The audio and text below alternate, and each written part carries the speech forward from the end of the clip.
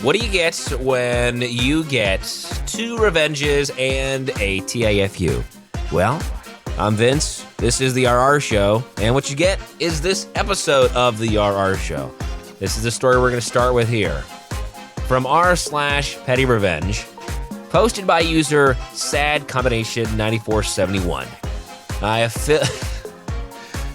All right, here we go. I filled my apartment with carnivorous plants to spite my vegan roommates.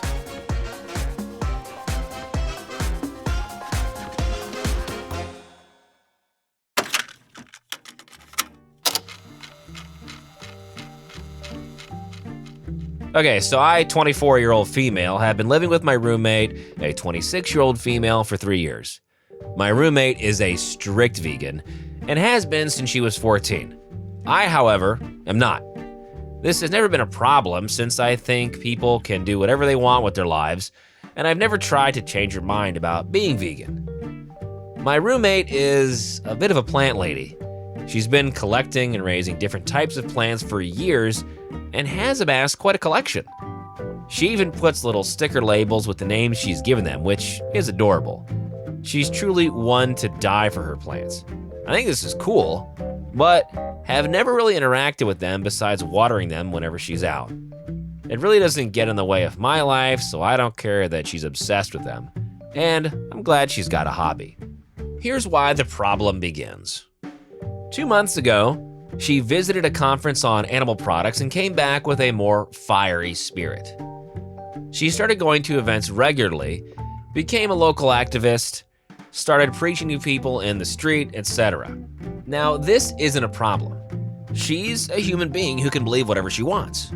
Or at least it wasn't a problem until every conversation with her transformed into telling me why I should go vegan, why I'm evil for consuming animal products, and how I should be ashamed that I'm not vegan. This seemed weird since she hadn't acted like this prior to the conference, but it had gotten more common, so I started waking up earlier to go to work so I could eat my eggs in the parking lot of my job so I don't have to hear her rant. Since we were close to the end of our lease, I decided to pull a little stunt before we parted ways. I headed to an exotic plant place near where I live, and I got a bunch of different types of carnivorous plants. I'm talking every single species I could get my hands on. I also got pots and things for them to hang on since they look pretty. My roommate wasn't there that day, so I had plenty of time to set the place up. I decided to do it in the kitchen since that's where she's doing most of her scolding, and I would put them everywhere I could. Wherever she had a plant, I put one right beside it, just to be extra petty. It looked like a greenhouse in there. Honestly, I was pretty proud of my work, and I felt like Buddy the Elf when he had renovated the store. When she got home, she started screaming at me, blowing up saying that I'm horrible. She was livid. But because I bought them and I hadn't moved to touch anything of hers, she couldn't do anything.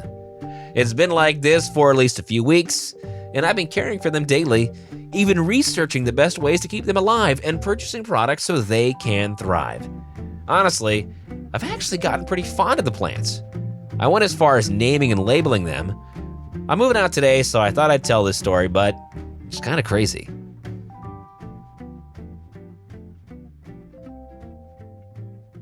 Okay, time for our next story. Another one from r/PettyRevenge. So this one is posted by Zantibear. My apologies, OP, if I'm saying that incorrectly. Do not mess with me at Costco.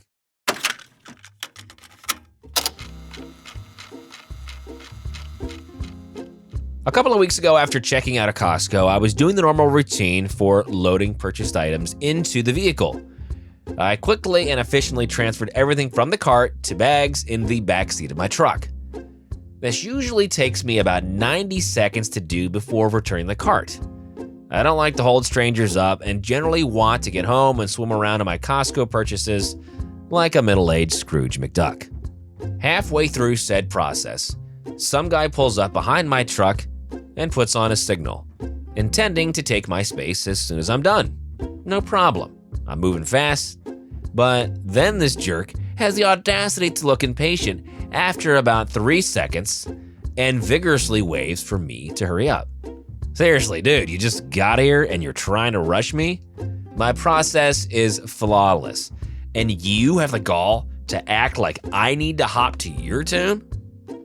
This triggered my pettiness. I'm sorry, my dude, but I'm no longer in control of what happens. This is between you and petty me now. I'm just an innocent bystander. So, I immediately stopped my fast and efficient process of packing the vehicle and switched to molasses mode. I slowly moved every item in, one at a time. I pulled out a bag of seaweed snacks and started to look over the top of my glasses to really examine it. I slowly read its description out loud, then I looked around as if to find a bystander to discuss this purchase with. I resumed. More items went in. When he looked like he was about to give up, I'd act like I was done, then discover, nope, more items still in the cart.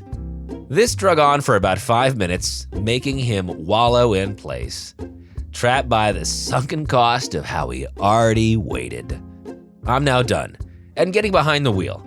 He seemed relieved, like the blood vessel he was about to rupture with impotent rage was finally easing. So I back my truck up, slowly. I stop, pull forward to reposition, and then slowly back to again. I'm channeling my inner Colin Robinson and making this process as excruciating as possible. I backed up slowly, far more than I needed, until he thought I was going to hit him and he started to honk. And finally, I drive away. I forgot to mention the cart return was directly opposite my truck in the aisle. I'm quite tall and took very slow, deliberate strides. Unfortunately, the return was empty, or I would have spent time nesting and adjusting all the carts for better spiritual alignment. I forgot the other master stroke of time wasting, sitting there with the reverse lights on, but not moving. Knowing the slight surge of relief thinking I'm finally going to leave, when in reality, I was describing to my partner what was going on and why I'm wasting time.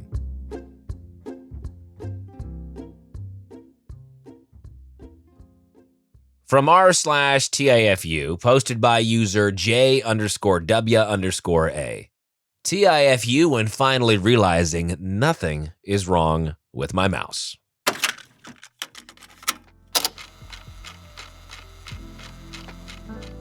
For the last, I'll say, 5 to 6 years, I've been working from home and have been ducking up ever since while working. To make this even worse, I work in tech. Facepalm. I'm ashamed to post this. During this time, I've obviously been using a computer a lot. With that being said, I keep having problems with my mouse not working. As a way to rectify that, I have replaced my mouse multiple times. Each time I replace it, I buy the exact same mouse, because when it works amazingly well, and it allows me to use it with my work computer and my personal computer. Each time this happens, I kind of say to myself, it really sucks that Logitech mice do not continue to work for a long period of time. I would like something that I could just buy for life and be good, or at least a year or two. This particular mouse that I'm using is a Logitech MX Ergo. This is very important, as you'll find out later on if you're familiar with this mouse. And I love it.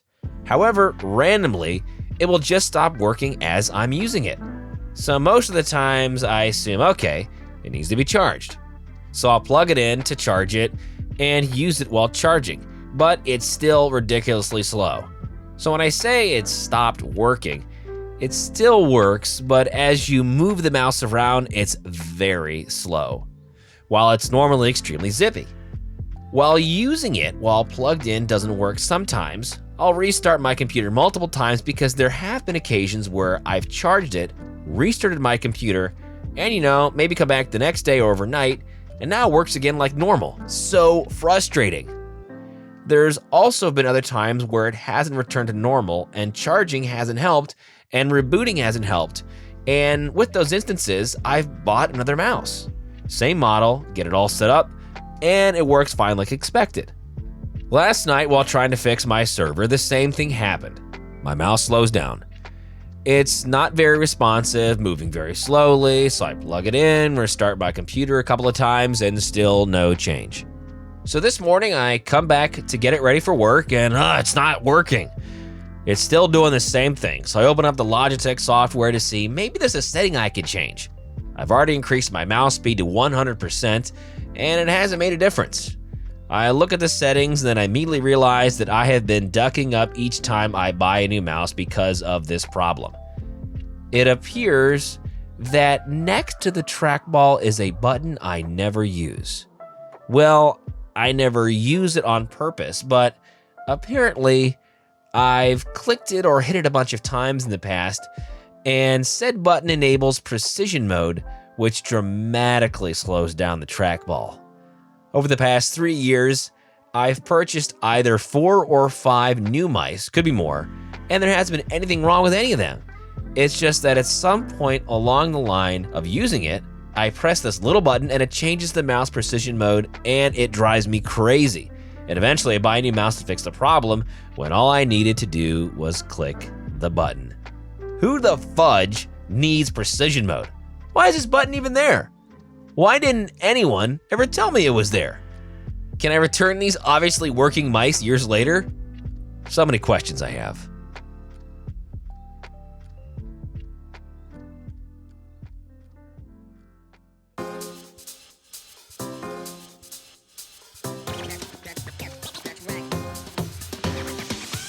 We really appreciate you being with us on today's show. The RR Show is a production of Evergreen Podcast and Wessler Media. Now, if you'd be so kind, follow or subscribe to the show if you haven't already. And if you also haven't done already, please leave us a very nice 5-star review. Thanks, Mom. Also, for more, you can visit rrshow.com. That's rrshow.com. I'm your host, Vince. My producer, Kevin, thank you. We'll see you next time.